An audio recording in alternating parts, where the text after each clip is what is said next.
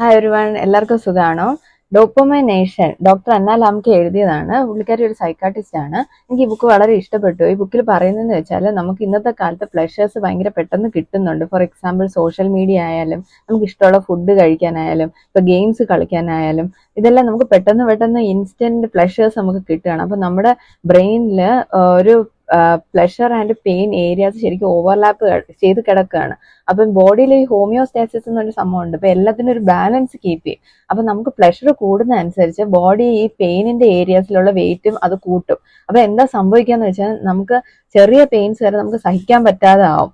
പിന്നെ പ്ലഷേഴ്സ്, നമുക്ക് ചെറിയ പ്ലഷേഴ്സിൽ നമുക്ക് സന്തോഷം കണ്ടെത്താൻ പറ്റത്തില്ല. ഫോർ എക്സാമ്പിൾ നമുക്കിപ്പോൾ ഒരു ഫ്രണ്ടിന്റെ കൂടെ ഒരു വാക്കിന് പോകുന്നതായാലും ഒരു സൺസെറ്റ് കാണുന്നതായാലും അങ്ങനത്തെ ചെറിയ ചെറിയ സന്തോഷങ്ങൾക്ക് നമുക്ക് ശരിക്കും സന്തോഷിക്കാൻ പറ്റത്തില്ല. നമ്മുടെ എക്സ്പെക്ടേഷൻസ് കൂടും. നമുക്ക് വലിയ സന്തോഷങ്ങൾ നമുക്ക് വേണ്ടി വരും. കാരണം നമ്മൾ എപ്പോഴും നമുക്ക് ഇൻസ്റ്റന്റ് പ്ലഷേഴ്സ് നമുക്ക് കിട്ടിക്കൊണ്ടിരിക്കുകയാണ്. അപ്പം ഇത് നമുക്ക് നല്ലതല്ല.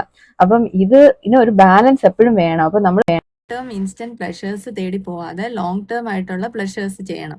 ഇപ്പോൾ ഫോർ എക്സാമ്പിൾ പിന്നെ കുറച്ച് പെയിനും വേണം നമ്മുടെ ജീവിതത്തിൽ. ഫോർ എക്സാമ്പിൾ എക്സസൈസ് ചെയ്യുക, അങ്ങനെ ചെറിയ ചെറിയ സാക്രിഫൈസ് ഒക്കെ ചെയ്യുക, ലോങ് ടേം പ്ലഷേഴ്സിനെ ചേസ് ചെയ്യാം.